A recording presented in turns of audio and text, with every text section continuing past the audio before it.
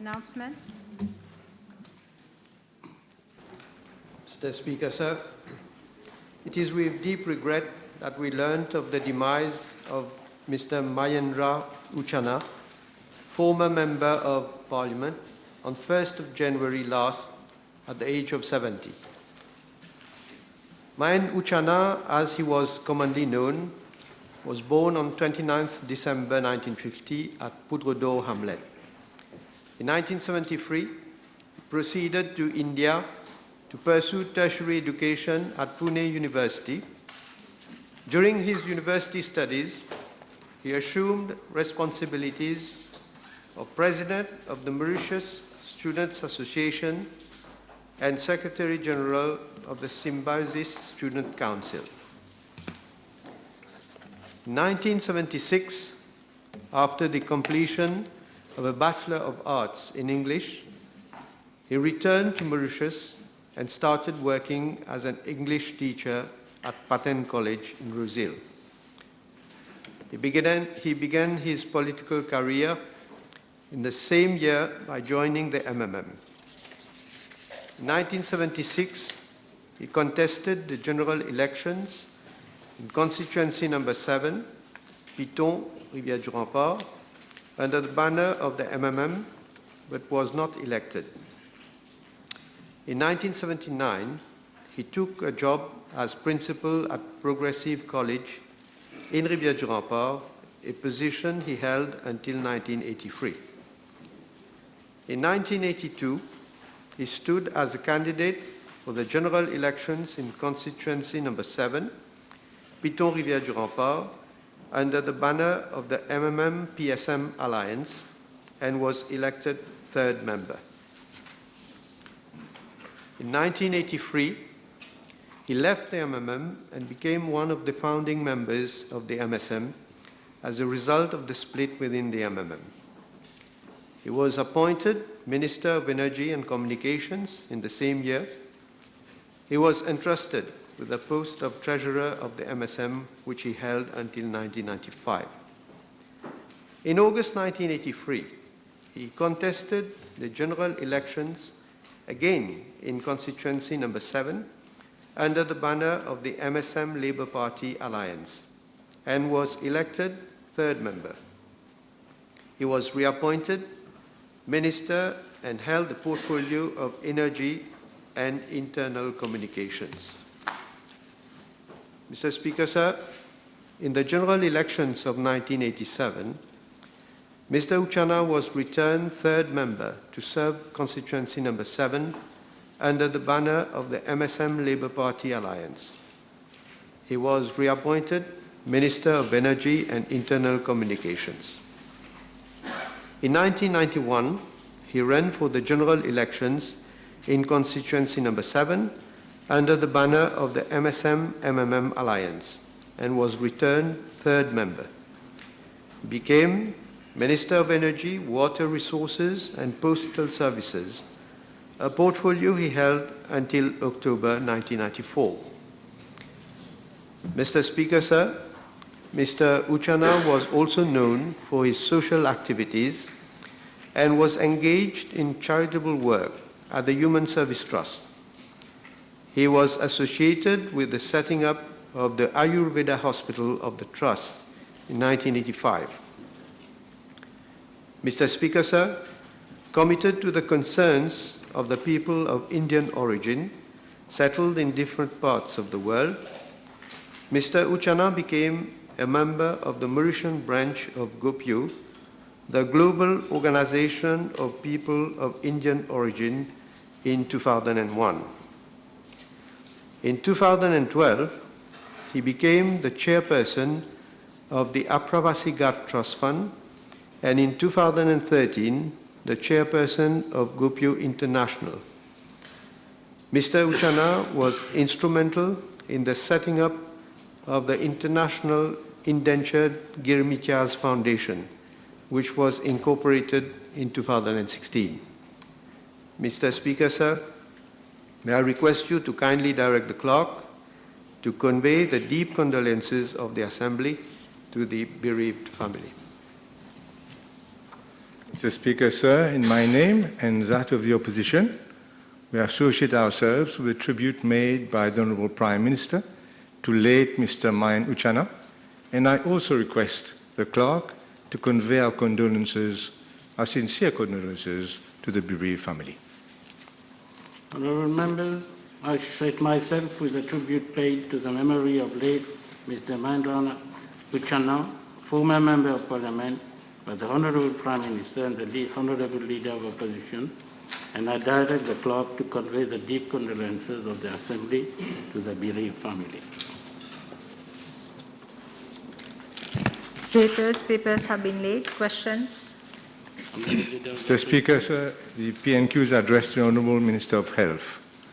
Whether in regard to the COVID-19 vaccination campaign, he will state A, the different types of vaccines that will be administered to the population, B, when it is expected that 70% of the population will have received 2 doses of the vaccine, C, the percentage of senior citizens, persons suffering from diabetes and heart diseases who have been vaccinated as at to date, and D, whether the consent form will be amended.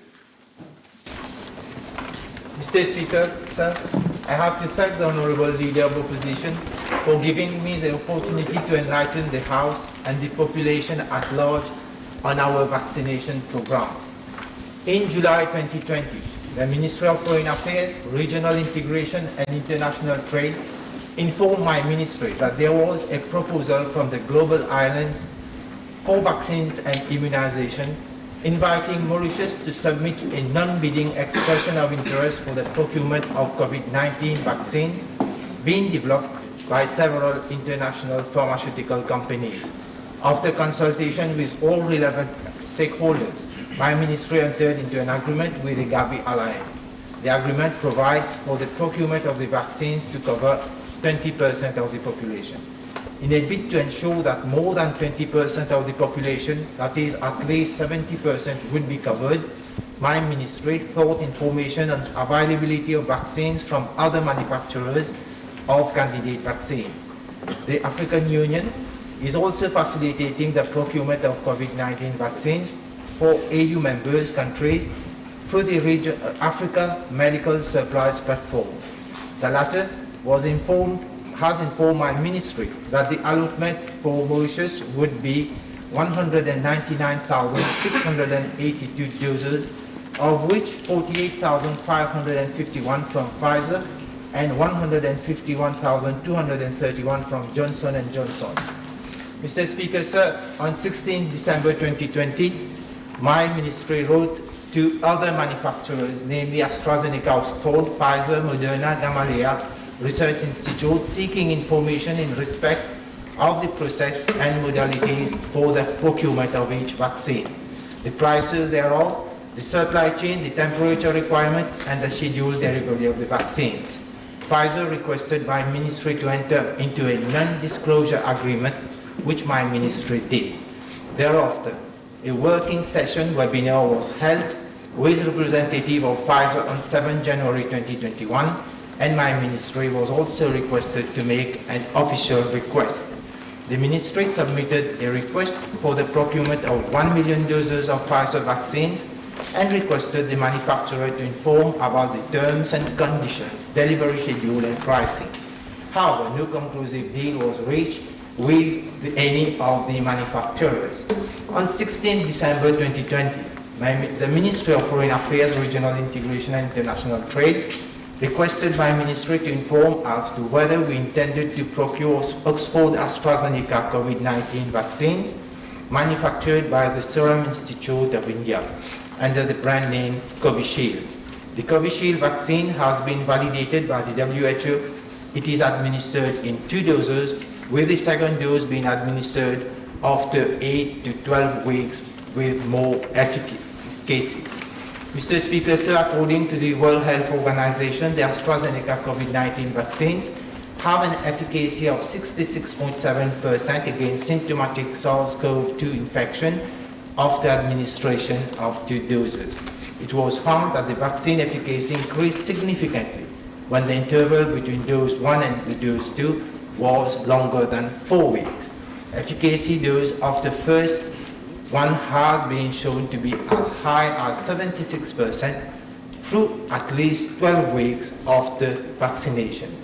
Mr. Speaker, sir, on 13th January 2021, after consultation with the Ministry of Foreign Affairs, my ministry wrote to the Director of Serum Institute of India, signifying our intention to procure 1 million doses of Covishield vaccine and requesting information in respect of the price per unit of the vaccines, the time frame within which the vaccine could be made available, and determine conditions attached to such procurement and delivery.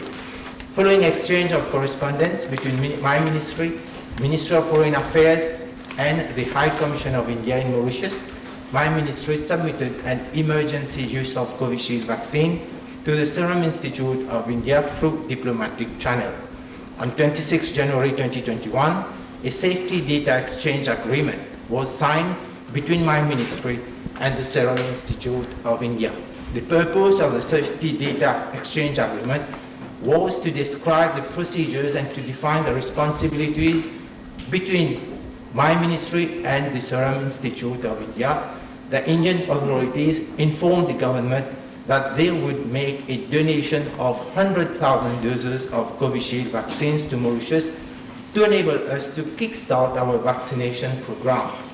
The consignment reached Mauritius on 22nd January 2021, and our program started on 26th January 2021 in Mauritius and on 6th February 2021 in Rodrigues. Mr. Speaker, sir, on 27th January 2021, a firm order was placed on the Serum Institute of India for the purchase of 300,000 doses of Covishield vaccines, that is 100,000 doses to be supplied in February 2021, 100,000 doses in quarter first and 100,000 doses in the second quarter. A vaccine purchase agreement was thereafter signed between my ministry and Serum Institute of India on 15 February 2021. On 21st February 2021, the first consignment of 100,000 doses of Covishield vaccines reached Mauritius. The second consignment of 100,000 doses of Covishield vaccine is expected in mid-April 2021 and the last consignment by end of June 2021. Mr. Speaker, sir, my ministry finalized a national deployment and vaccination plan for COVID-19 vaccines with the support and collaboration of WHO and other stakeholders. The plan, which was approved by the government in January 2021, highlights the target population, including Rodrigues and Agalega, and is as follows. Priority 1 covers 15,000 frontline healthcare workers, 5,000 frontline police and prison officers, and 25,000 other frontliners. Priority 2 covers 9,000 healthcare workers from public and private sectors, 10,000 personnel from the Mauritius Police Force, and 52,000 other essential workers.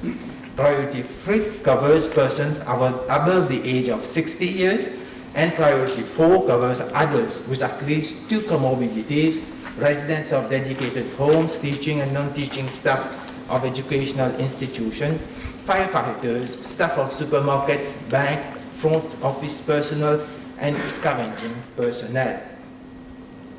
Mr. Speaker, sir, the vaccination program started with the frontliners, that is, the medical staff, port and airport staff, and staff of the tourism sector. It continued with the vaccination of the senior citizens and patients with 2 comorbidities. However, with the lockdown, the vaccination program was targeted for persons who had been granted for work access permit. As from 17th March 2021, the EDB MRU platform has been created to register applications for vaccination from business operators, including SMEs, general retailers, grocery stores, planters, vegetable growers, animal breeders, fishermen, and all operators dealing with the general public. Mr. Speaker, sir, with regard to the administration of the vaccines, initially, the vaccination was being carried out in the 5 regional hospitals. with a view to ensuring that any person showing signs of adverse reaction could be given immediate medical attention. Subsequently, in a bid to scale up the vaccination program, vaccination was carried out in other settings, having medical posts or medical facilities such as the port, airport, police posts, hotels, and other tourist resorts. Given the high response shown from the public to be vaccinated, and in order to carry out the vaccination in a more conducive setup, vaccination is now being carried out in large spaces such as stadium, village halls, sport complexes, gymnasium, and conference centers. Mr. Speaker, sir, my ministry, through the Ministry of Foreign Affairs, also approached the Russian authorities with a view to securing supply of the Sputnik vaccine. My ministry was subsequently advised to send our request to the Russian Direct Investment Fund, a Russian government agency responsible for the commercialization of the vaccine. My ministry therefore approached the Russian Direct Investment Fund through the Ministry of Foreign Affairs on 16 December, and we had been informed that the Russian Direct Investment Fund is agreeable to provide 250,000 doses of the Sputnik vaccine. For this purpose, a draft agreement, a non-disclosure agreement, and a draft supply agreement have been signed with the Russian Direct Investment Fund. On 19 March 2021, the Russian Direct Investment Fund has informed that a first shipment of vaccine would be made possible as soon as a registration of with the Federation is complete, and subsequently other shipments would follow at regular intervals. Mr. Speaker, sir, on 5th March 2021, the High Commission of India informed my ministry that vaccines against COVID-19 manufactured by Bharat Biotech India Limited and commercialized under the brand name Covaxin was available for procurement by Mauritius and submitted relevant documentation regarding sale. The information was submitted to the National COVID-19 Vaccination Committee, which gave its approval for the use of Covaxin. My ministry submitted an emergency use authorization to the company and a purchase order of 1 million doses. The company informed my ministry that 230,150 doses of the vaccines were available immediately at the rate of USD 15 per dose, and for a total amount of USD 3,452,250. Payment was effected through the Bank of Mauritius. On 18th March 2021, my ministry was informed that due to export restrictions on vaccines, the government of India has authorized the sale of only 200,000 doses. The consignment reached Mauritius on Friday 19th March 2021. Mr. Speaker, sir, the vaccine commercialized under the brand name Covaxin has been approved by the Drugs Controller General of India for emergency use.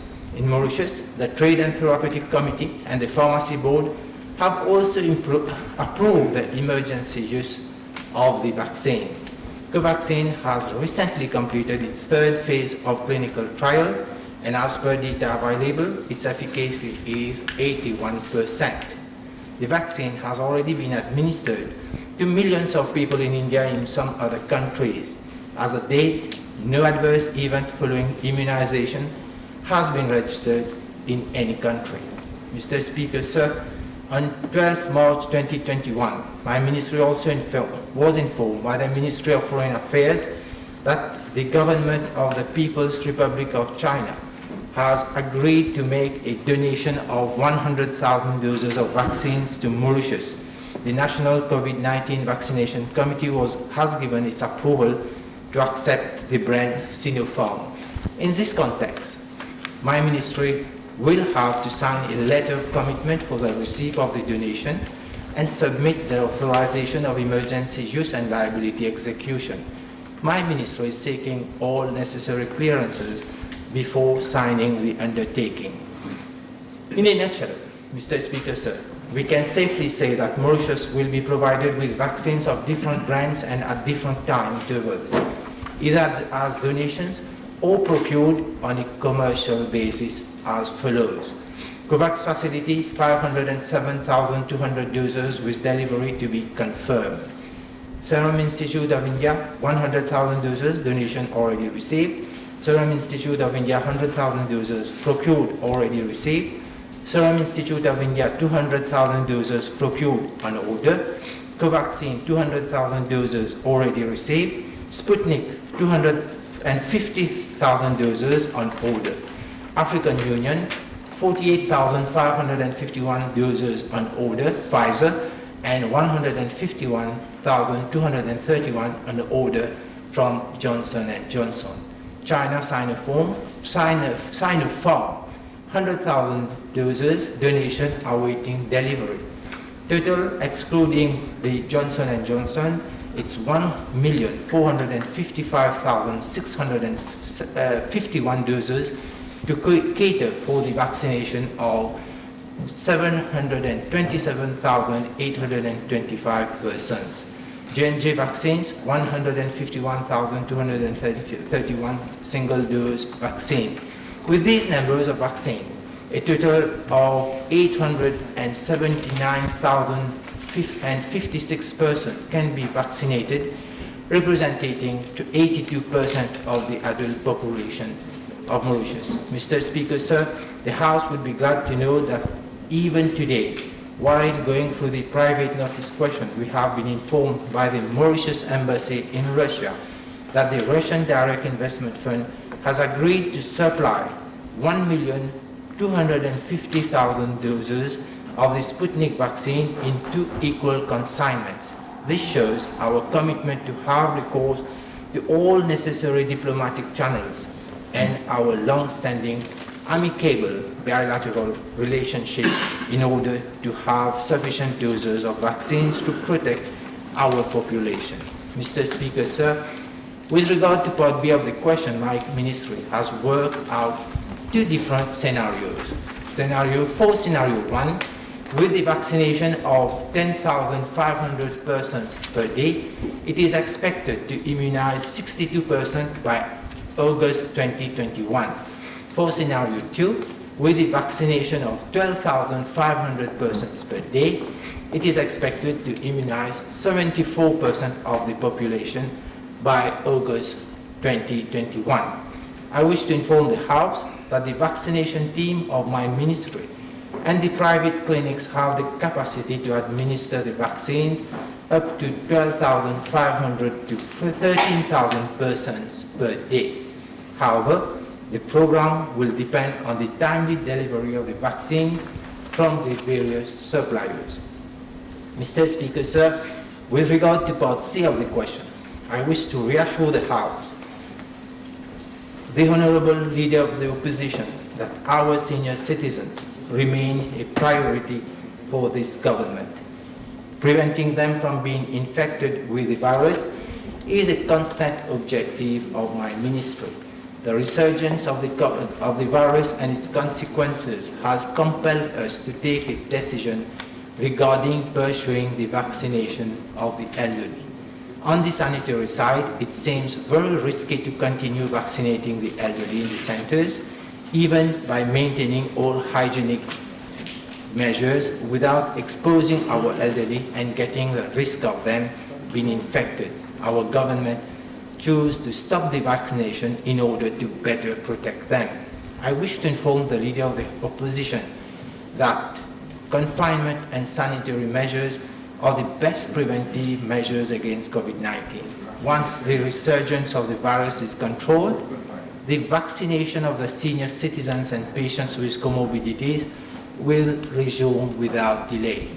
Mr. Speaker, sir, I'm informed that 18,034 out of 228,284 senior citizens have already been vaccinated, and this represents 8% of senior citizens.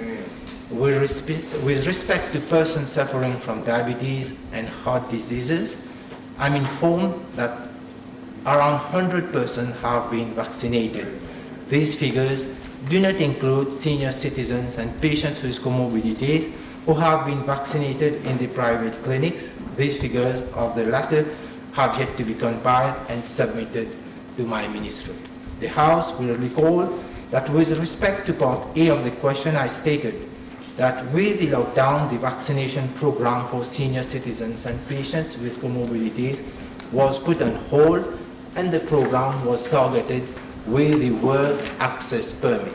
The House will also note that holders of WAP include senior citizens. Mr. Speaker, sir, with regard to Part D of the question, I have to inform the House that COVAX facility conveyed to my ministry 3 conditions for Mauritius to be enlisted for the supply of vaccines under the facility. The first one is product labeling. The model packaging for label for vials for COVID-19 vaccine that will be supplied through COVAX facility was submitted for the ministry to inform whether the model label is in line with the statutory requirements. The Pharmacy section informed that there would be no need to amend the Pharmacy Act as Mauritius complies with the labeling requirements. Moreover, there is no import restrictions on vaccines. Second, the second condition is product liability risk. Manufacturers have expressed reluctance to deliver COVID-19 vaccines to countries participating in COVAX facility unless product liability risks are adequately addressed through an agreement with the manufacturers. However, Mauritius, being a high-income country, does not fall under the list of countries which have to sign such an agreement. The third condition is compensation fund. The World Health Organization and Gavi also submitted a draft briefing note. Indemnification for COVAX that requires high-income and middle-income countries which are considered to have the financial means to provide adequate compensation to individuals who sustain unexpected severe adverse events to adequately indemnify manufacturers and other stakeholders. Hence, it would be advisable to establish a compensation mechanism to compensate individuals suffering from adverse events associated with COVID-19 vaccines distributed under COVAX and to pay any legal awards in that regard against the indemnified entities. I wish to inform the House that the three of the manufacturers of the vaccine who have supplied or will supply vaccine to Mauritius, namely the Russian Direct Investment Fund, the Chinese authorities, or the Serum Institute of India, have also made it a condition precedent prior to the supply of any vaccines to have the following clauses. First, no claim clause. Second, a hold harmless clause. And third, a no liability clause. My ministry normally has recourse to a consent form which safeguards the ministry from such effects of vaccines like fever and mild rash. However, for the COVID-19 vaccine, a no-fault compensation should be established for severe adverse events or rare disorders arising out of use of vaccines, death, or disability. The fund should clearly indicate that affected people would either have recourse to the compensation scheme or to a lawsuit and not both. The ceiling of the fund has to be capped by my ministry. After discussions with the Attorney General's office and other stakeholders, it was agreed that regarding the indemnity for the manufacturers, a consent form would be elaborated.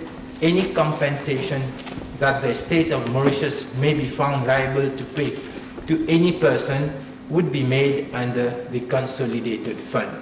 Mr. Speaker, sir, it is not proposed to bring any amendment to the consent form. The consent form has been designed according to what obtains in the US, including the state of Florida. I will table a copy of the Florida state consent form. The vaccination form and the vaccine are voluntary and not mandatory. Manufacturers of the vaccine have had to develop vaccines in an expedited timeline that is 1 year out from the threat of the pandemic instead of the usual 5 years. The UK government has passed regulations reducing legal protection from anyone injured by COVID-19 vaccine approved for emergency use. One of the reasons for such a decision was to encourage companies to aggressively invest and back vaccine development. The legal immunity covers companies supplying the vaccine, all health workers injecting the vaccine, and the NHS Trust and Foundation that employ the health workers. Consumer protection rights still apply for people injured by COVID-19 vaccine, as the UK government was not allowed to take away those. COVID-19 vaccines have been added to the existing damages fund, which awards £120,000 to anyone who suffers 60% of disability as a result of getting a COVID vaccine. Further, in the European Union, Article 5 of Directive 2001/83 requires that member states lay down provisions so that marketing authorization, manufacturers and health professionals are not subject to civil or administrative liability for any consequences resulting from the use of an unauthorized medicinal product, or from the use of a product, or from the use of an unauthorized medicinal product, or from the use of a product otherwise done in accordance with its authorization when such use is by the licensing authority in response to the spread of pathogens. In France, Code civil provides as follows. Le producteur est responsable de plein droit à moins qu'il ne prouve ou que le défaut est dû à la conformité du produit avec des règles impératives d'ordre législatif ou réglementaire.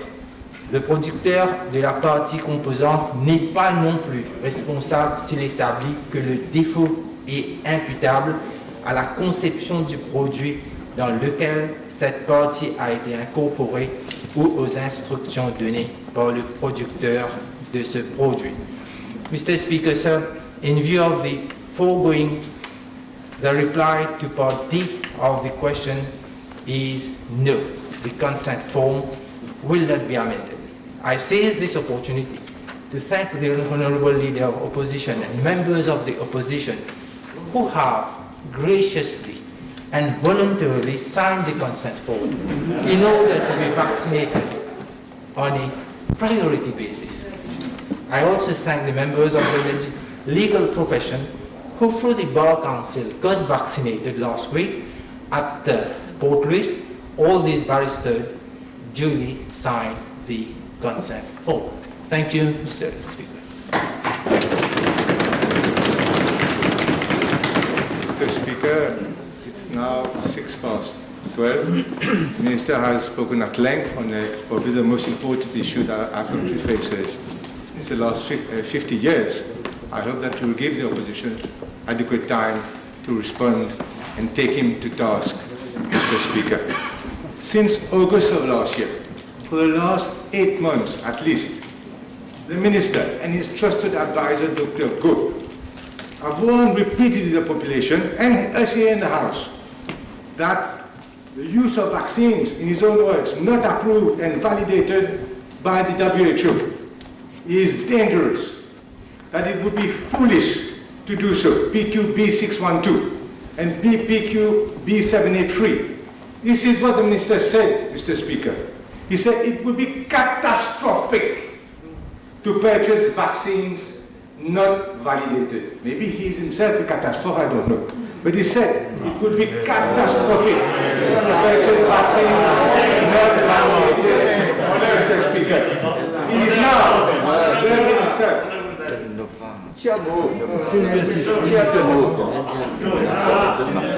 Mr. Speaker, this Minister is now proposing, is currently administering unvalidated, unapproved vaccines by the WHO.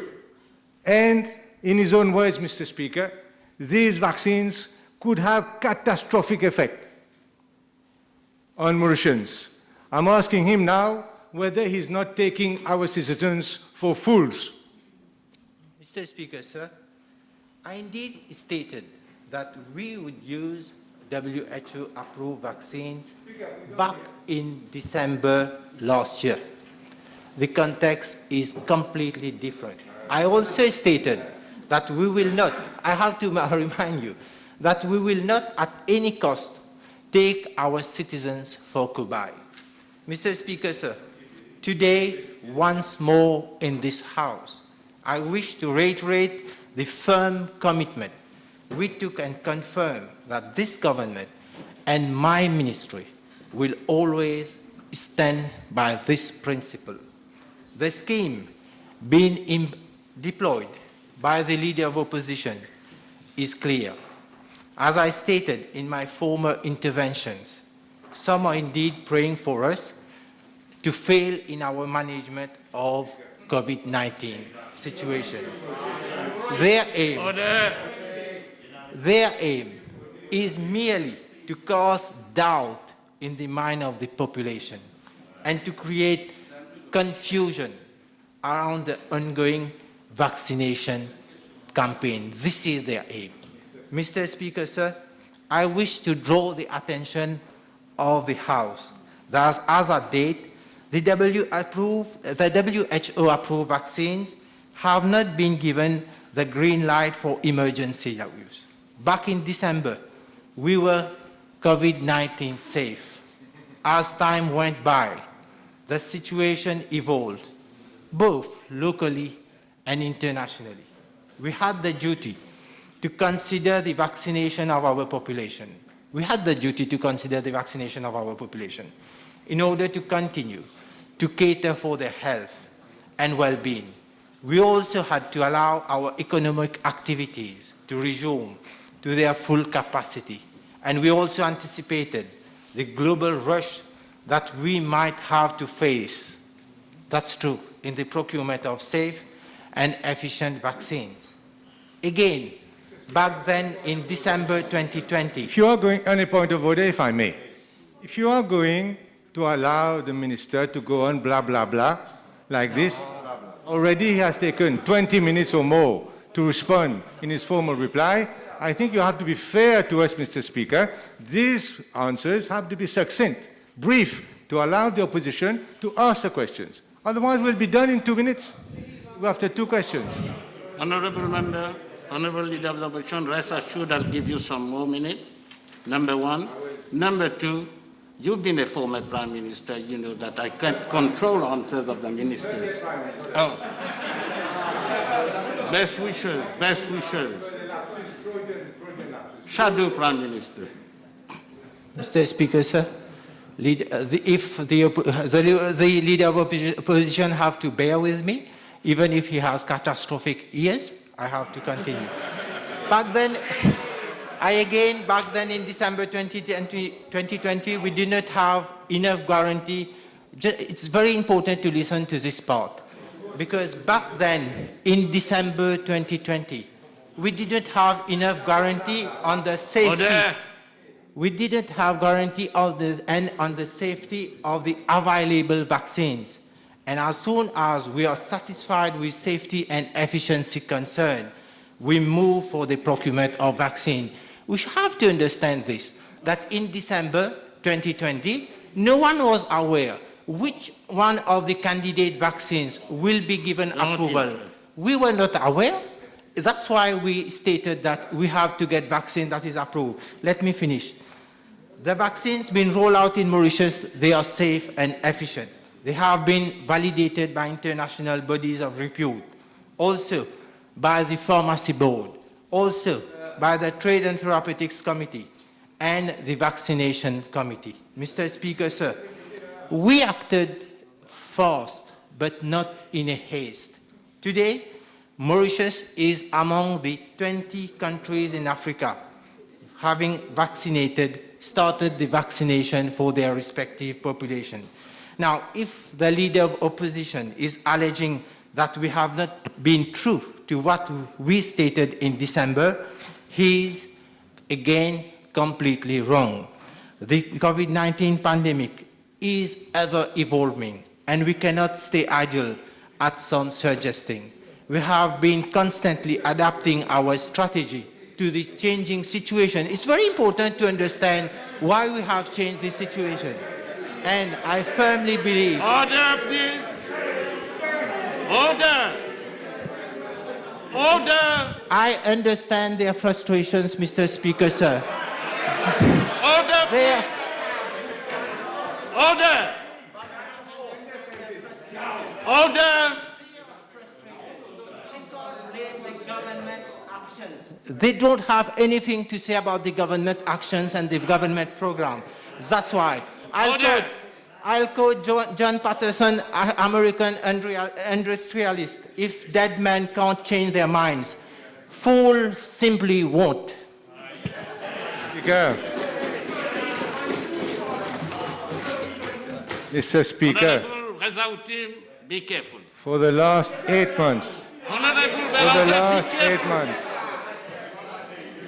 I'm trying, Mr. Speaker, I'm trying my best to keep calm in the face of such a catastrophe, Mr. Speaker. Mr. Speaker, since the last 8 months, we have been begging the minister, begging him to pre-order vaccines, reserve vaccines like the UK, the US, the European Union, Israel, you name it. We have been begging him to pre-order vaccines, reserve vaccines, so that he can take delivery once the vaccines are approved by WHO.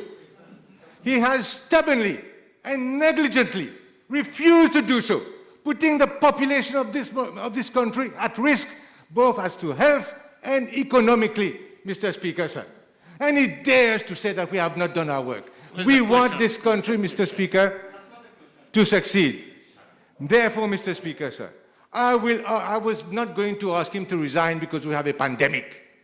But really, he ought to. But I'm going to ask him, Mr. Speaker, to give an unreserved apology to the nation, to this nation, for having been negligent,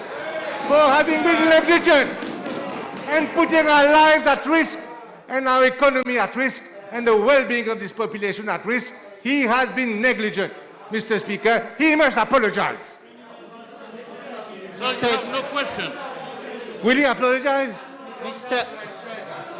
Mr. Speaker, Do you have an answer? should I request... Statement? No answer? No answer. Move on to your next question. Mr. Speaker, okay, thank you very much. Mr. Speaker, I'm going now to ask about, I'll come back to many other important points with your permission, Mr. Speaker. I'm going to come now to this famous consent form, which has created so much anxiety in Mauritius. And I'm going to talk... Why you sign? I signed, Mr. Speaker. Don't laugh like a fool. I signed because I'm patriotic and I wanted to give the good impression. Order! And I will sign it again. But I will say this, Mr. Speaker, the Attorney General misled the population when he was on TV. Honorable When he said... Duval, bear with me. Put your question. Don't make a statement. Speaking for 10, 20 minutes... There is one leader of the opposition I recognize in this House, Honorable Xavier Duval. For the moment, sir, thank you. For the moment. Mr. Speaker, the Honorable Attorney General misled the population in a press conference when he stated, let me finish the question. Okay. Let me finish it. It's not long. Finish the question. He misled the population when he stated, and I have the consent forms here, and it's getting me very upset, because he stated, are you consent form pour vaccin, li pareil comme un consent form signé dans l'hôpital. I am going to table, Mr. Speaker. So the consent form. Sorry? Question time. Where's your question? Mr. Speaker, I am doing my work.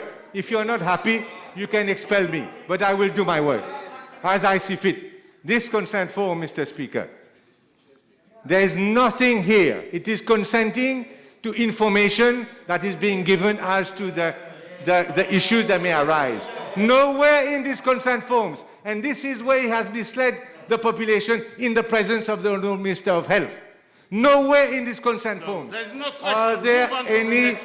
are there any waivers. Honourable Leader of the Opposition, try to understand my position. I'm here to regulate Parliament. Mr. If you don't Speaker, have any question, I'm just sorry for you. But, Mr. Come Speaker, with your question. Use the question time to put questions, not to make statements, Honourable Leader of the Opposition. thank you, Mr. Speaker, for your advice. But I'm unable to ask a question, a two-word question.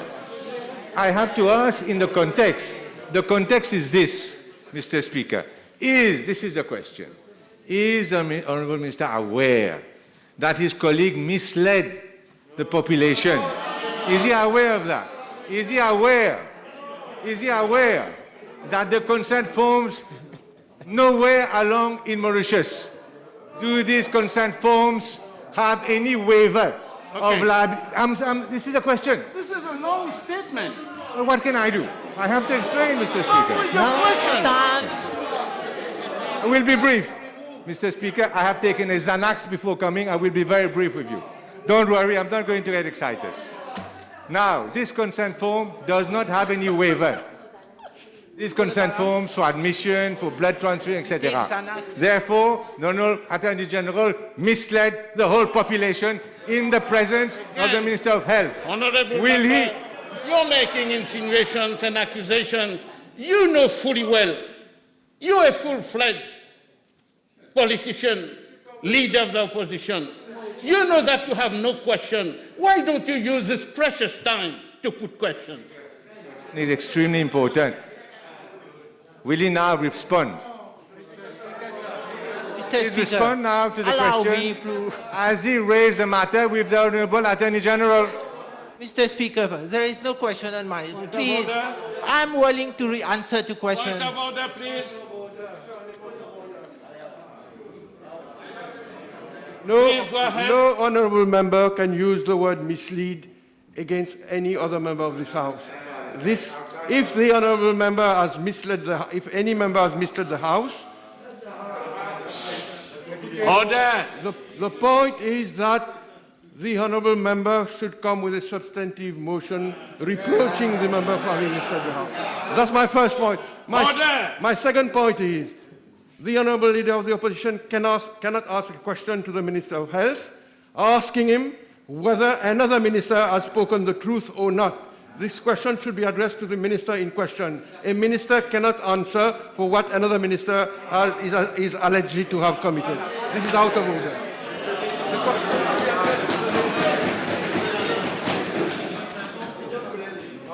Honourable Leader of the Opposition, put proper questions.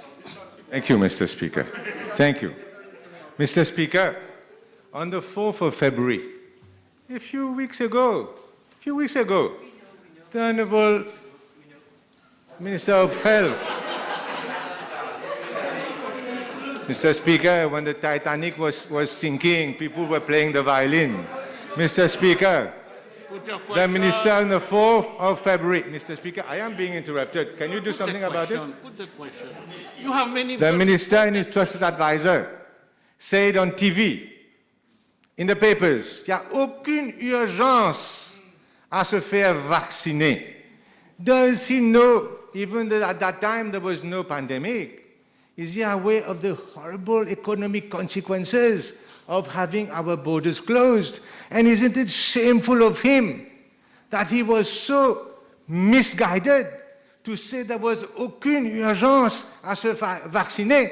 And now the Deputy Prime Minister, the Attorney General, a few weeks later, are saying seule solution, vaccination. Mr. Speaker, will the Honourable Minister apologize again to the nation for being incompetent? Once more, don't give lessons. First of all, Honourable Leader of the Opposition, withdraw the word shameful that you used and put a proper question. I withdraw shameful in whatever context it was if it upsets you. No problem. I withdraw. Your question is over? Any answer? Yes, Mr. Speaker, so let me start by first saying that the Honorable Leader of Opposition, I know this is your first day, you have taken Xanax, you're a little bit, a lot of abruptity in you, I understand. You don't know how to formulate questions, I think, Honorable, I understand perfectly. Honourable Minister. Leader, yes, sir, yes, okay. So I'll first start by what the Leader of Opposition has said, the pre-order. Did he know that once the vaccination development for the vaccines started, there were 200 candidates for the vaccines, the research. He would come to make a political point that we should have pre-order. Does he know what pre-order means? As an accountant, he should not know only figures. He should know also the administrative procedures involved. I said it in my intervention. What are the different steps involved in procuring vaccines? It's not just like going in a supermarché and just do a, it's an over-the-counter that you buy it. There are a lot of regulation. He should understand. He should make the population understand that we are in a pandemic stage. Vaccines take years to develop. And these vaccines have been given approval due to the emergency use. He should know that. And we have to be, at the same time, bring safe vaccine to Mauritius, but at the same time, we have to act fast. Second, he also said that his question was about on 4th of February. I don't know from where he's quoting that, from which newspaper that he's reading. In fact, if we started our campaign on 26 January because we know that it is imported, taking any quote from any newspapers doesn't mean that I have said so. You are doing that blah blah. You are taking blah blah of any newspapers. The government has started preparing for the vaccination program since early December. In my intervention, I give it all the details. Can't he listen properly? All the details I've given to him about the procurement of vaccines. And at the same time, he is saying that I said in some press that the vaccines is not urgent. So why we have started vaccination as from 26 January, especially for the frontliners? Try to be frank and don't try to mislead the population, because I know this is the only opportunity that you have, or else otherwise anybody won't listen to you. I am in the House, and the Minister is accusing me of misleading my colleagues here. Withdraw it, please. Withdraw it now. Now. Order here. Withdraw it. Mr. Speaker, sir, I want to know what should I withdraw. I won't withdraw till I don't know perfectly. If ever you have to go back. Honourable Minister, withdraw the word mislead. I withdraw the word mislead. And Next your question. mouth. Thank you, Mr. Speaker. Get prepared. Mr. Speaker, the Honourable Minister has given us a timeline. And it shows clearly that he has been dragging his feet for months and only now is panicking. I'm going to ask him something. Mr. Speaker, PQ bis 622. This is what he said. He said something at contrary at the same time. But this is what he said. It is, when talking about vaccination, Mr. Speaker, it is mostly for them, that is the old age pensioners and the persons at risk and the frontliners that were looking forward to this vaccine. This is talking, Mr. Speaker, about people with comorbidity, old age, etc. What we have found, Mr. Speaker, is what he's doing now, which is shameful also. You don't like the word shameful? Not only you don't have a question, you're using words which are in Parliament. Withdraw the word yourself. Absolutely. It is regrettable. Is that okay for you? It is regrettable, Mr. Speaker, that a small percentage of old people, 8% I think he said, these old people are maybe 50 times more at risk of getting severe COVID or death than anybody else. And he's giving priority, Mr. Speaker, to people who have, not frontliners, listen, to people who have work access permits. 200,000 people in Mauritius have work access permits. And he thinks that it's 200,000 people who are not really at risk because they are young, most of them, should have priority. against 210,000. Order first. Question time should not be a pretext for debate. Don't debate, honorable member. You put your question. But still, there you go. It is, Mr. Speaker, very regrettable that he is complètement délaissé. The old people, 8% only have been vaccinated in favor of clients of Business Mauritius, who, as the Deputy Prime Minister said, are sending people, the busloads of people, to be vaccinated. I listened to you on the TV. Question? To be vaccinated. Therefore, Mr. Speaker, sir, will he stop this nonsense and revert to vaccinating persons who are... The word nonsense is not proper. Withdraw the word nonsense. Nonsense. Is rubbish acceptable, sir? Rubbish? Will he withdraw this rubbish? Okay? And therefore revert to vaccinating all people, people with diabetes, people with heart disease. Question, Honorable Leader of the Opposition. Be respectful to the chair. You should ask questions. This is your prerogative. This is question time. There is no time for statement. And you ask me to give you some more time. How am I going to do that? Mr. Speaker, with all due respect, it is a question. That was a question. Maybe you missed it, but it is a question. Will he revert? That was my last sentence, Mr. Speaker. Let me hear the question. You heard it, but I'll tell it again. No, will he revert to vaccinating people who are at risk? The old, the people with diabetes, these people with heart disease are 50 times or more liable to get severe COVID and death, and he's giving priority to clients of Business Mauritius, who, as the Deputy Prime Minister said, are sending... I'm sorry. No? I'm sorry. Don't make any comparison. State your question directly. I allow you to lay the foundation of your question, but you're making an abuse of the time of the House. Mr. Declaration of the Deputy Prime Minister, he said that Business Mauritius, as from tomorrow, will be sending people by busload for vaccination. But the Minister, Honorable... He's not complaining. Honorable Leader of the Opposition, the Minister of Health is not responsible for any article or any statement by... The thing is that you have to have a proper question. Why can't you have a proper question?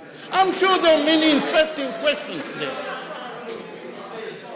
My question is, Mr. Speaker, will he now revert? Is that not clear? Will he now revert to giving priority to all people, people with diabetes, etc., comorbidity, who have, this is the third time I give the question, 50 times more chance of severe COVID than clients of Business Mauritius? Thank you.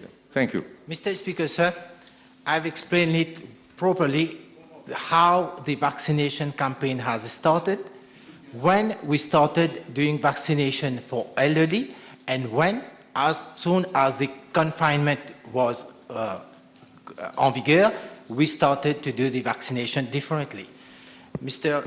Honorable Leader of Opposition should understand that old age, they are more vulnerable to the risk of contracting the disease. They have been always, the Minister of Health always advised them they have to stay at home, stay safe at home. In this context, where we have local transmission, where there is a surge of the disease, we should allow those people to stay at home. They should not be allowed to go out of the home because it's very risky. The Leader of Opposition has to understand this. He should not mingle. He should not mingle what has been said. There is a vaccination program. And in fact, the government has acted promptly. During confinement period, we have been doing vaccination for all people that will be going out, will be in contact with the population, will work with the public. This is the strategy. And once this confinement will be over, we will again resume our vaccination program as it has been the priority groups. He should not make allegations on old age about their disease. We know that they are priorities. We know they are very sensitive. But now allowing elderlies to go out of their homes and to do vaccination, this is not recommended. Second, Mr. Speaker, sir, the ministry has already given priorities to all those attending dialysis center to do the vaccination for the dialysis patient because they are attending our institution. They are moving out of their homes. Similarly, for those cancerous patients, we are doing vaccinations for those who are attending the hospitals. We are doing that because we know they are sensitive groups. And it's not what the leader of opposition is saying. I understand, again, you know, as a psychiatrist, I understand the effect of Xanax. Mr. Speaker, sir, Xanax, if you take it too much, it's not good for your health. And if you take it too little also, it's not good. Thank you, Mr.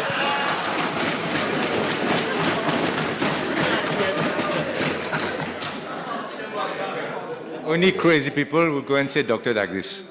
I tell you, you have to be crazy to go and see him. Let me tell you one thing, Mr. Speaker. He has himself said that only 100 diabetes patients have been given vaccines. 100. Whereas there are something like 260,000 people suffering from diabetes in Mauritius. Are these people, all of them, supposed to stay at home and die of hunger because he has not given them priority? I have a question. Answer, please. Mr. Speaker, sir, I again said it. We are living in a confinement period. There is no transport facilities. These people have to stay at their home. The Ministry of Health had advised them, if only in emergency, in urgent context, to go to the hospital. They are attending local health centers to get their medicine, to get their, to get their treatment. And these people, we have to protect them in their house and not telling them to come and do the vaccination. He should also note that the vaccination, if you do it today, the effect will be after weeks. There is no emergency to do it in a time of confinement, in a time when the virus is circulating in the population. We have to be careful for that. We have to be protective to the elderly and not as what he is saying. Honorable Leader. Thank you very much, Mr. Speaker.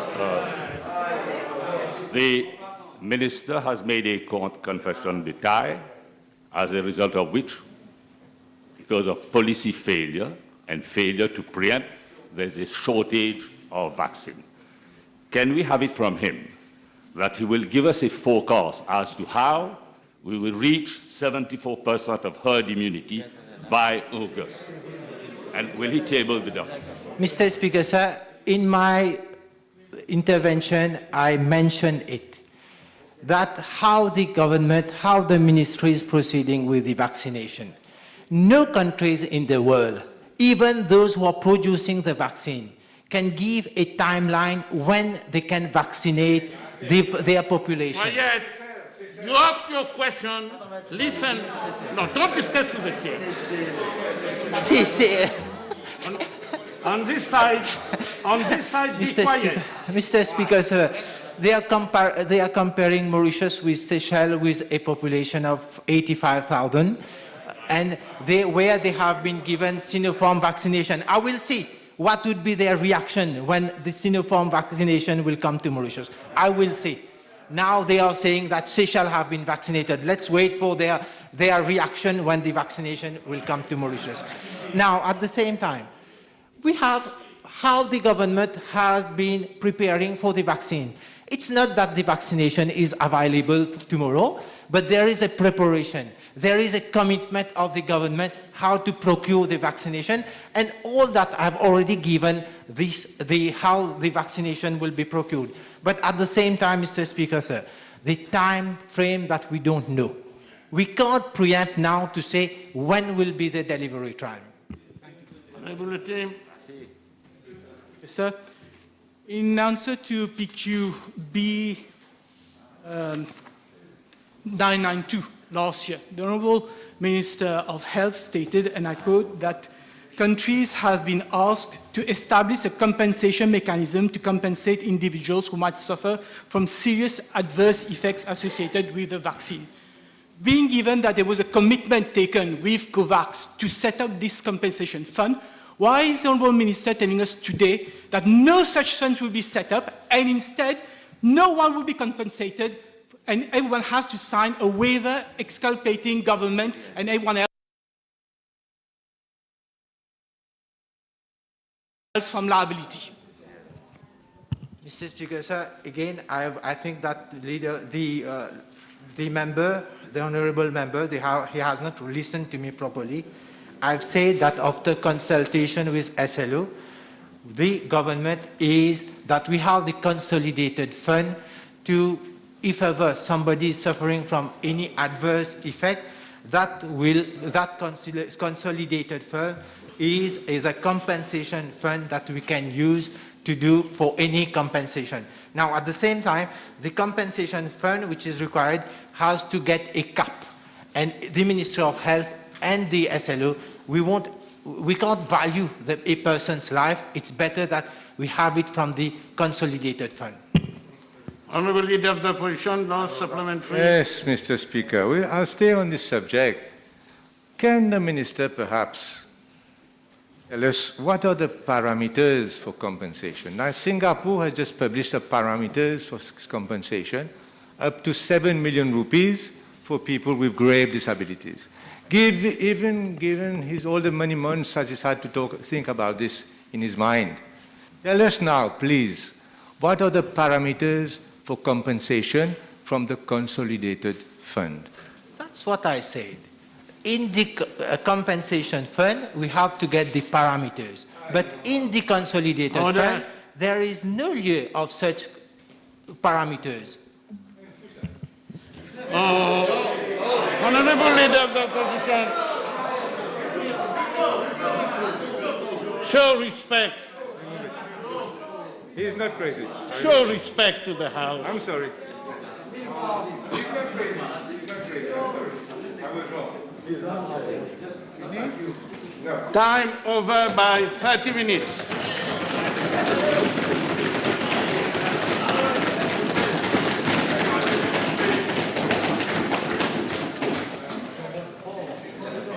Prime Minister, question time.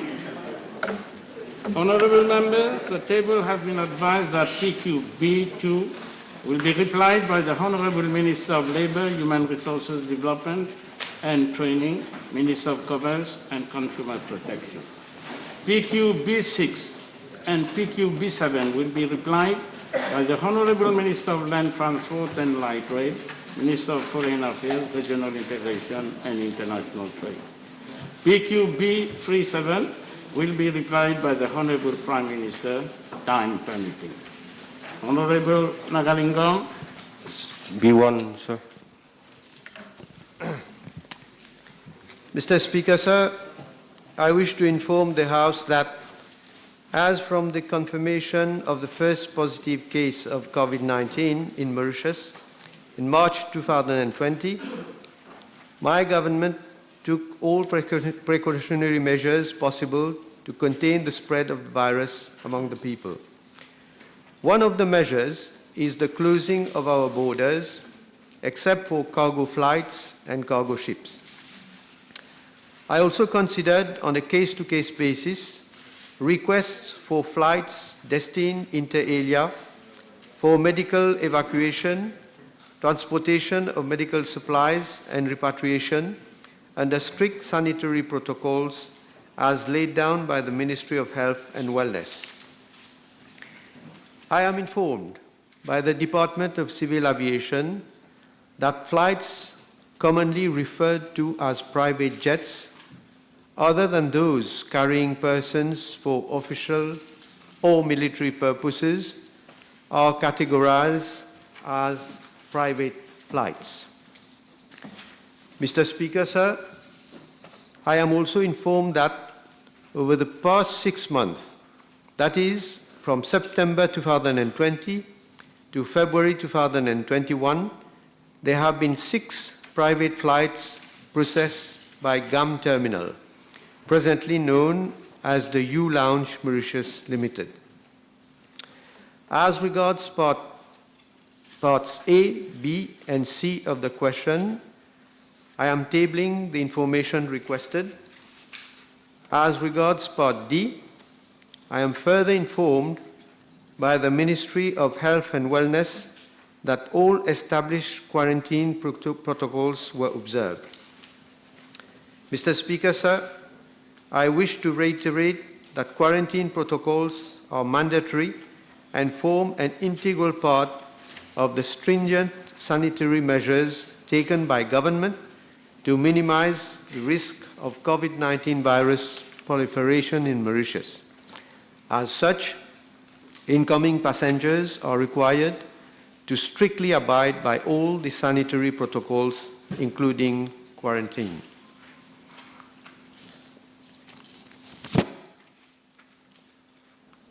Yes, Mr. Speaker, sir. And the Honourable Prime Minister confirmed to the House if he is aware of a private jet which landed in Mauritius whereby the cabin crews stay overnight, but mean one day, in a hotel in the east. If yes, were all sanitary protocol observed? Well, I have the list. I do not see anyone who has stayed in a hotel in the, maybe we should, if you have more specific information about which flight you are talking.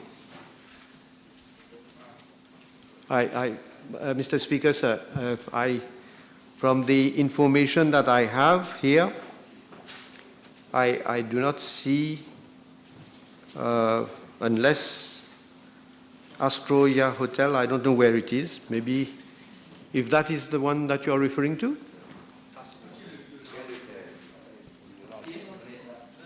Next question, if you don't have the information. Yes.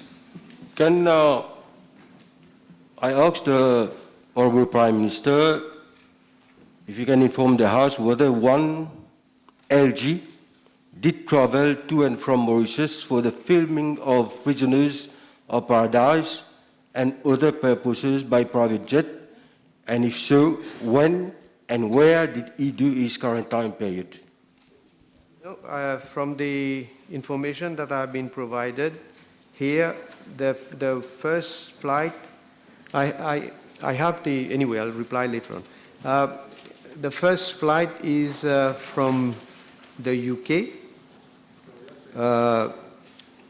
and carried 2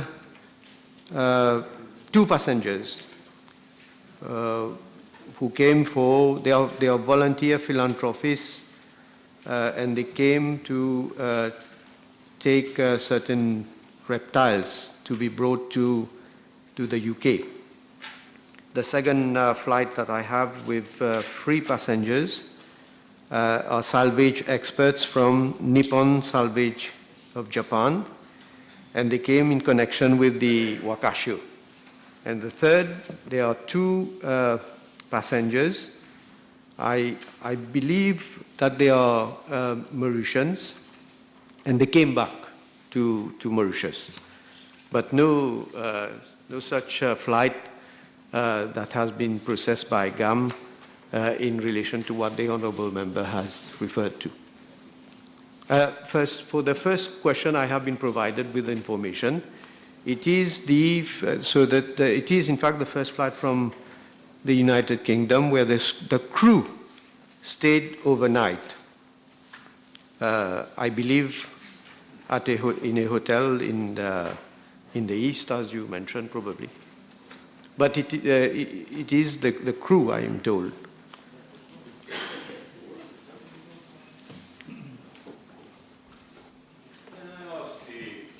Prime Minister, he is given the number of private jet flights that have come in a given period of time through the GAM terminal.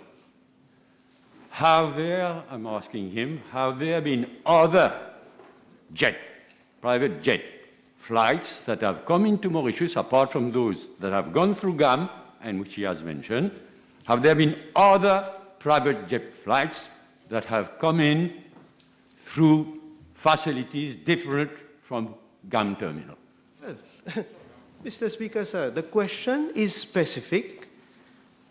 and maybe I read to refresh the memory of the honourable member, whether in regard to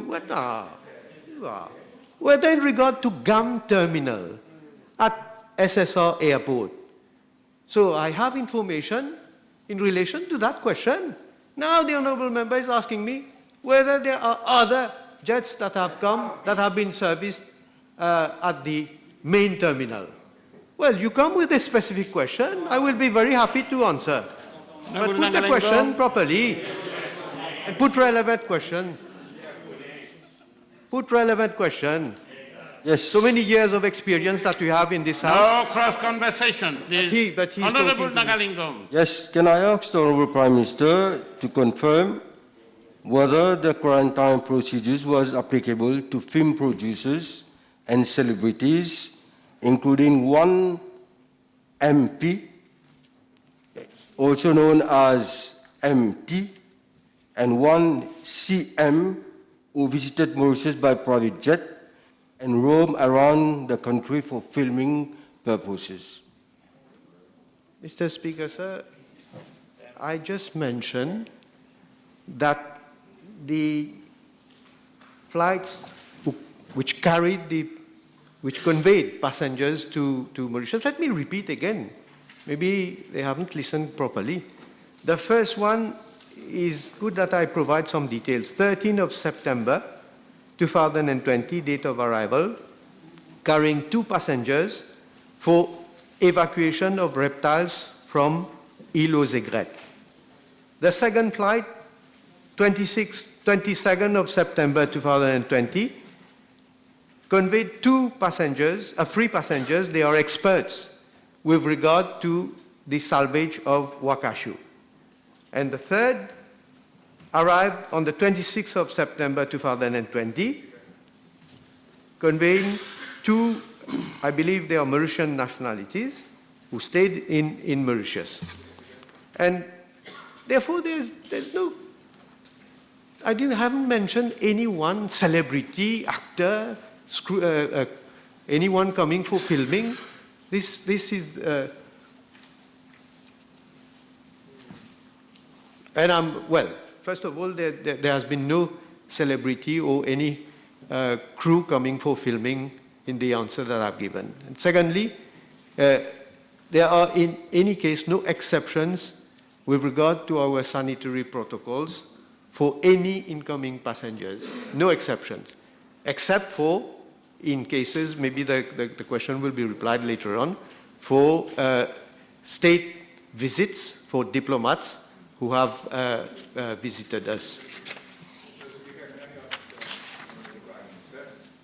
Whether he is aware that the GAM terminal was closed from October onwards, and all private jets have had to use the main terminal because GAM was closed by the government for sanitary purposes. But the question relates to for the past 6 months. But therefore, you put a question that GAM has been so. You know it has been closed, and then yet you don't put the question. Last supplementary, Honorable Nagalingam, if you have one. Next question, Honorable David. Be free.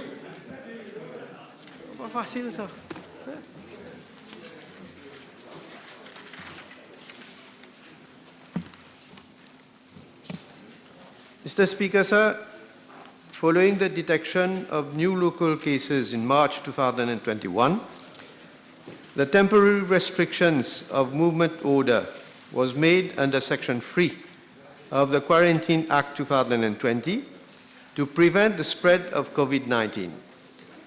A closing down order was issued on 10th March 2021, ordering that commercial premises or offices to remain closed for such period and under such terms and conditions as specified, except for certain commercial premises and offices as specified at paragraph 4 of the same order. However, Section 3.2 of the Quarantine Act 2020 empowers the Commissioner of Police to issue a permit to a person to be outdoor for such purpose and on such terms and conditions as he may specify therein. Mr. Speaker, sir, the website besafemaurice.mu was thus reactivated on 10th March 2021, where applications for work access permit could be submitted online. The Mauritius Police Force issued 2 communiques dated 10th and 11th of March 2021, respectively, to inform the public of the procedures for the application for WAP.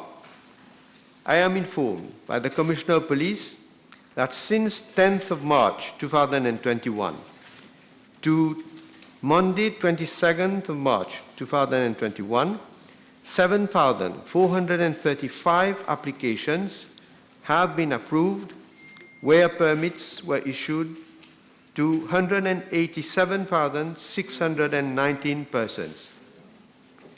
As regards details of companies, entities which have been granted WAPs and the sectors of activity, the information is being compiled. Honourable Prime Minister, in relation to the issue of WAPs, the work access permits to members of Parliament, is the Prime Minister aware that work access permits have been issued since about a week to all municipal councillors, and therefore it seems discriminatory, it doesn't apply to me but to my colleagues, all here, that these MPs do not have work access permits to visit their constituents, whereas municipal councillors are allowed to do so. Mr. Speaker, sir, in fact there have been requests that were made by the chief executives of local authorities to the Ministry of Local Government for the issue of work access permits for their respective councils. Now, I am informed that the chief executive informed that the WAPs were needed to ensure business continuity in local authorities, especially for refuse collection and for cemetery services. Now, wait, don't get excited. And just as in the case of last year, what we did, the request for WAPs was also received for mayors, deputy mayors, municipal councillors, as well as chairpersons and deputy chairpersons of district councils and district councillors, as they form part of the Permits and Building Monitoring Committee and the Executive Committee of the respective councils. Applications for building and land use permits are received on the National Electronic Licensing System platform of Corporate and Business Registration Department, whereby these have to be determined within the prescribed time frame of 14 working days. It is to be pointed out that the Local Government Act provides that BLUP's application, which are not determined by the PBMC within the time frame, are deemed approved by silent agreement.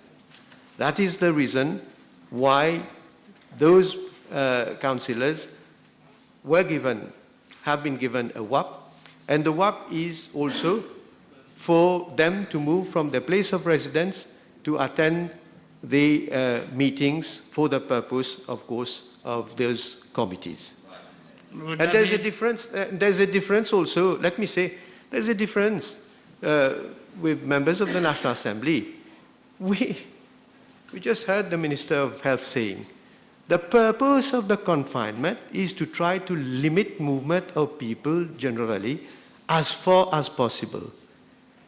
There is, for the protection of members of the National Assembly, in fact, every reason why they should not be out.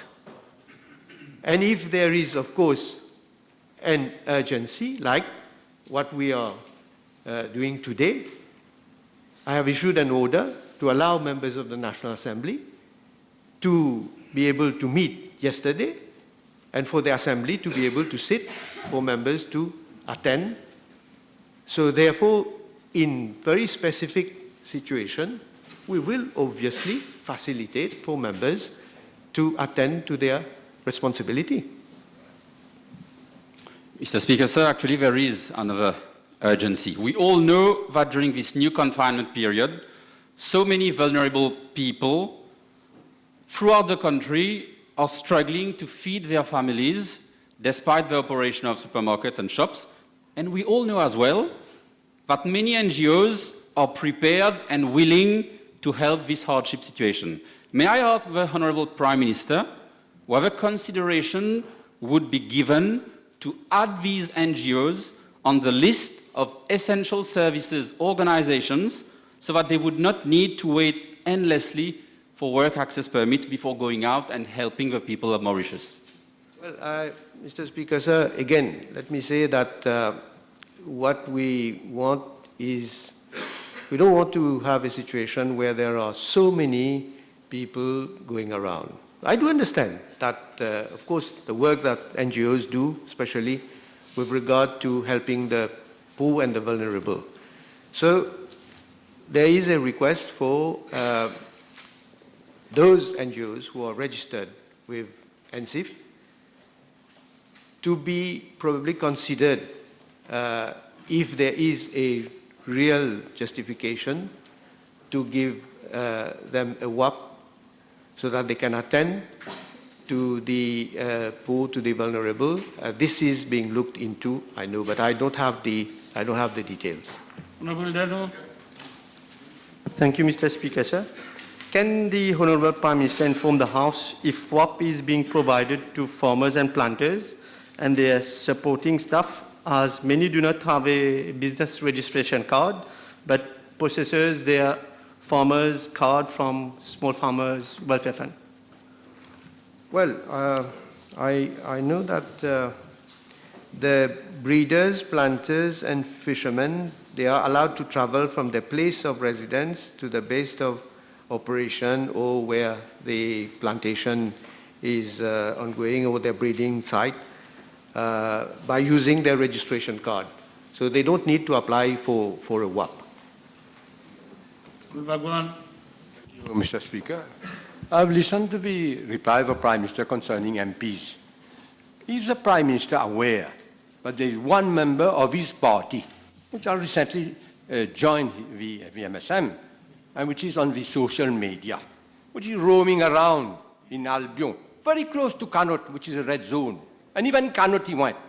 And he was in yesterday in Petite Rivière. You can go and see on the west where the president of the village council of Petite Rivière a dénoncé. And the case has been reported to the police by me and my colleague, Honourable Kiran. Can the Prime Minister at least see to it that it's not a politique of deux poids, deux mesures, but in cases where there's a red zone, people go there and to do active politics au vu aussi du ministère de la Santé. Well, and I reported to the minister's presentation. You made your point already. Yes, Mr. Speaker, sir. You're giving the answer? So there's no need, Prime Minister, to answer this question. No, but let me... Unless you want to answer. Are you continuing? Are you continuing your question? Show respect to the chair. Show respect. No, let me answer, Mr. Speaker, sir. I can assure the honourable member that there is and there will be no deux poids, deux mesures. Of course, if there is the honourable member said he has made a declaration to the police will inquire. And in the meantime, if I can have the details with regard to that person, of course I will request the police to see to it that he cannot roam around unless he has a WAP, unless he's authorized. I don't know.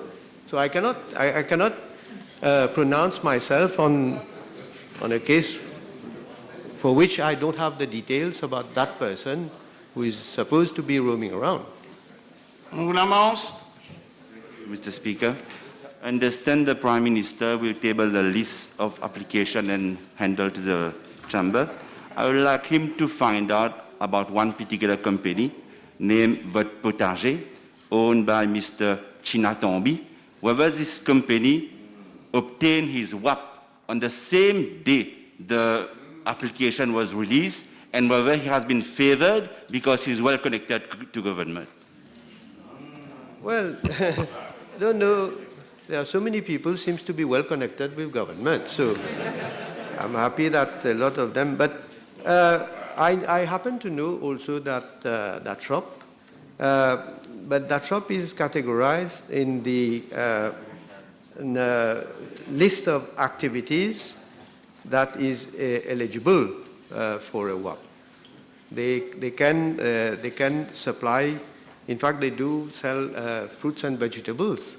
So I don't see why others are doing supermarkets, superette, shops, and so many of them. So why I don't see the reason why you pick on this one. I'm not here to defend this one, but this is a shop also selling fruits and vegetables. Last supplementary.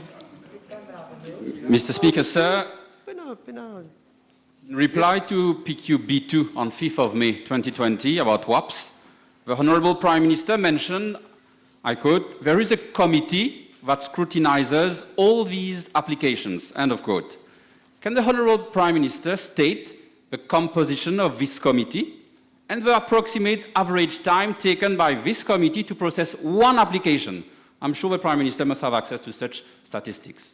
Yeah, the committee, it's chaired by the Commissioner of Police, and there's the Secretary for Home Affairs, who is also part of that committee. Now, how long does it take to process an application? I have to find out, because I don't process the application. I will ask for the relevant information. Next question, Honorable Juman. B4.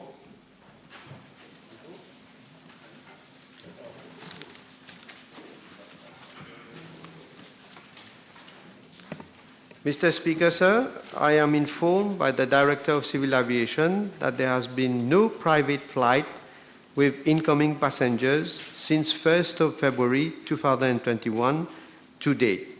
Therefore, the second part of the question does not arise. Next question, Honorable Longchin.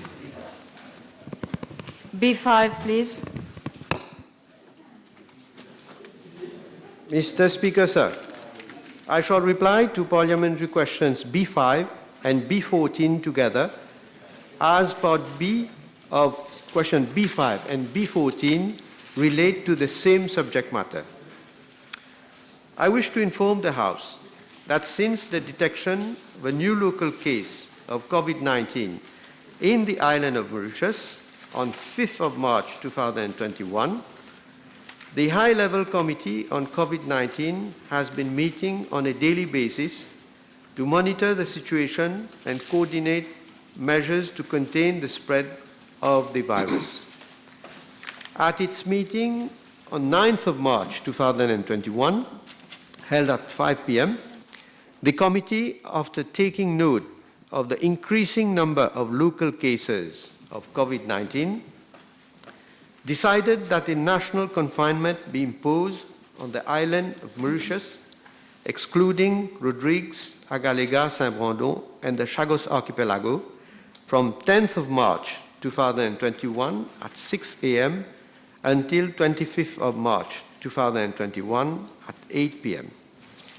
In this connection, a temporary restrictions of movement order was issued on 9th of March 2021, and a closing down order was issued on the 10th of March 2021 under the Quarantine Act of 2020 to prevent the spread of the COVID-19 virus by limiting to the maximum extent practicable outdoor activities by members of the public. Subsequently, on 11th of March 2021, the High-Level Committee on COVID-19, after taking into account that the number of cases was concentrated in the constituencies of Lacavéan and Phoenix, Vaqua and Floréal, and Cupip and Midlands, decided to impose additional strict measures to prevent movement of persons in order to halt the proliferation of the virus in those regions. Accordingly, it was decided that movement of persons in those regions would be restricted to the strict minimum, save in exceptional circumstances. A new closing down order under Section 3(1)(c) of the Quarantine Act 2020 was issued on the same day. The order would remain effective until 25th March 2021 at 8 p.m. Mr. Speaker, sir, with regard to Part A of question B5 on whether the current confinement in constituencies 15, 16 and 17 will be extended, obviously it will depend on the evolution of the situation of COVID-19 in those regions, and a decision will be taken in the light thereof by the high-level committee on COVID-19 based on the recommendation of the Ministry of Health and Wellness. Mr. Speaker, sir, with regard to Part B of question B5 and question B14, the main function of any COVID-19 alert system is to inform the public in a timely manner of the evolution of the COVID-19 pandemic, as well as to convey instructions and restrictions that must be followed to contain the spread of the virus. I wish to highlight that the National Communication Committee on COVID-19 is already providing detailed information on the prevailing situation on a daily basis, including the number of cases being detected, the measures being taken to contain the spread of the virus, and also on the precautions that must be taken for their own safety. Furthermore, information is also broadcast on MBC TV and radio channels, private radio channels, and the Government Information Service website. I wish to inform the House that regular updates on all matters relating to COVID-19 are being provided on a daily basis on the mobile application Be Safe Maurice. Mr. Speaker, sir, I also wish to inform the House that currently government is in the process of implementing a national multi-hazard emergency alert system to be managed by the National Disaster Risk Reduction and Management Center. The first phase of the project will allow for the implementation of a common alert protocol aggregator for the dissemination of warnings and alerts, mainly during natural disasters and emergency situations, through a number of communication channels such as TV, radio channels, the internet, social media platforms, mobile apps, SMS, and fixed line phone. Consideration is also being given to the National Multi-Hazard Emergency Alert System, providing alerts on COVID-19 or any other emergency situations to the public.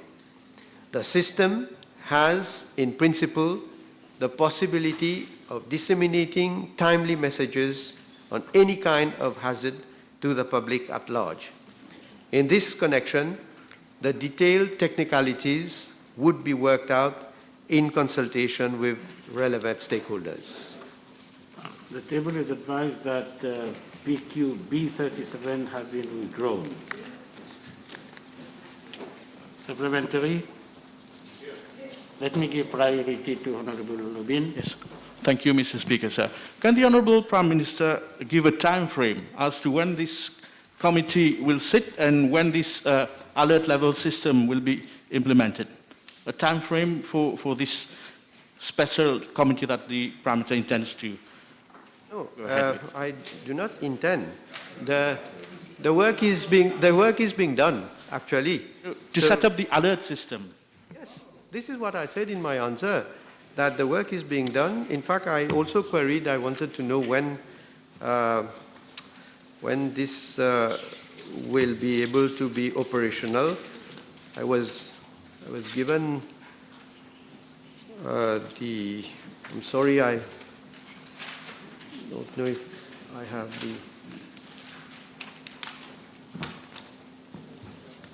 I must be provided, yes.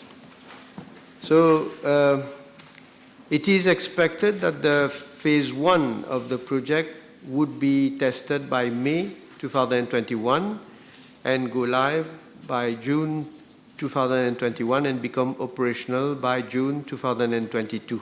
But I must say one thing. That's why I was looking for my paper. But because there has been certain events and confinement and so on, I say there could be a delay in the implementation, at the implementation process. So, but it's going on well, and I believe that they will be able to incorporate this alert system for COVID-19. Thank you, Mr. Speaker.